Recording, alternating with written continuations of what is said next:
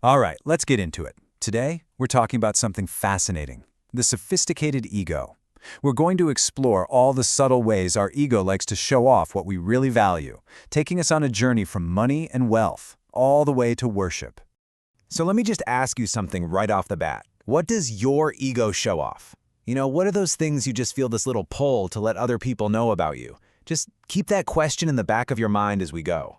It all comes down to this really curious habit we have as humans. We can't help but display what we value the most. The actual thing we show off might change, but that impulse, that deep need to display it, that stays pretty much the same. Let's start with the most common one. For a lot of people, this whole journey begins with money.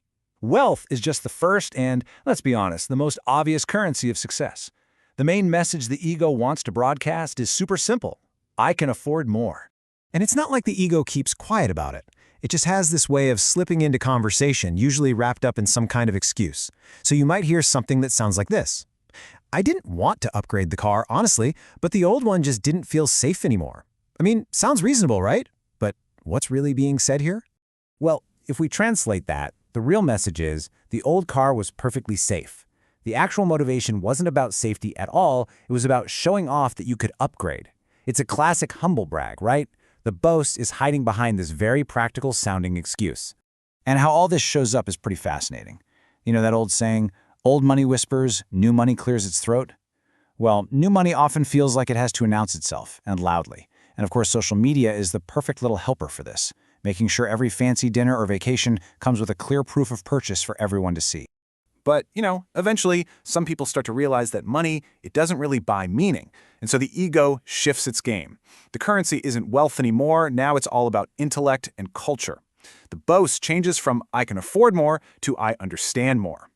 And the conversations start to get a little more, shall we say, refined. You start hearing phrases pop up like this one. I don't really read for entertainment anymore. It's a statement that's just perfectly designed to signal a kind of intellectual depth, a certain seriousness of mind. But what's the translation? What's the message hiding underneath? It's basically saying that reading for fun is some kind of moral weakness, something for, less sophisticated people. It's a quiet little judgment, all packaged up as a personal preference.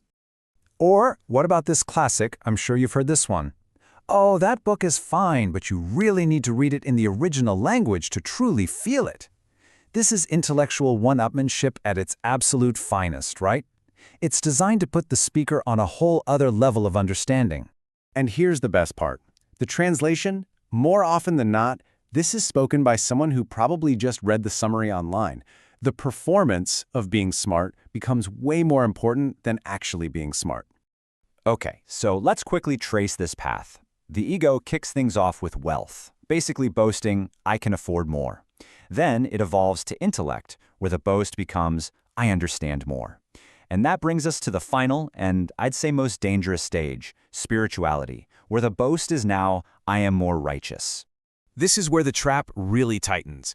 The ego finds its ultimate disguise. The language gets softer, the tone becomes almost sacred, but the message underneath is the most powerful one of all.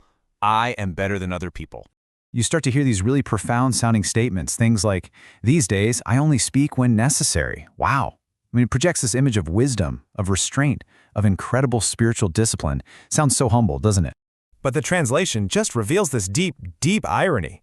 This is usually said right after someone has just given you a 40-minute lecture on the incredible virtue of silence.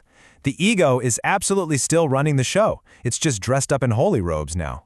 And this leads us to the really critical point here. Religion, a path that's supposed to completely shatter our arrogance and connect us to something bigger than ourselves, can actually become the ego's most sophisticated and bulletproof disguise. And that's what makes it so dangerous. Think about it. Showing off wealth is kind of obvious. Intellectual pride can be challenged. But spiritual pride? It feels untouchable. It's this subtle kind of arrogance that bows and quotes scripture and smiles gently, all while feeling totally superior. It is the one trap that literally every single spiritual tradition warns its followers about. So, is there a way out of this whole maze? Yeah, there is. The antidote isn't another big proclamation or another performance for everyone to see. It's a shift to a sincere, quiet, internal question. Just look at the difference here. The sophisticated ego makes a statement of achievement. I'm getting very close to God. See? It's a declaration made for an audience. But genuine faith? It lives in the quiet uncertainty of a private question. Am I being honest with him at all?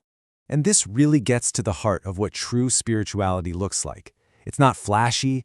It doesn't need to post about its progress on social media. It doesn't need any witnesses or validation from anyone. And, most importantly, it makes a person less impressed with themselves, not more. So we end right where we started, with a question. Not one you perform for other people, but one you ask in the quiet sincerity of your own mind. Because that truly honest inquiry, am I being honest at all? That might just be the one place the ego simply refuses to stay.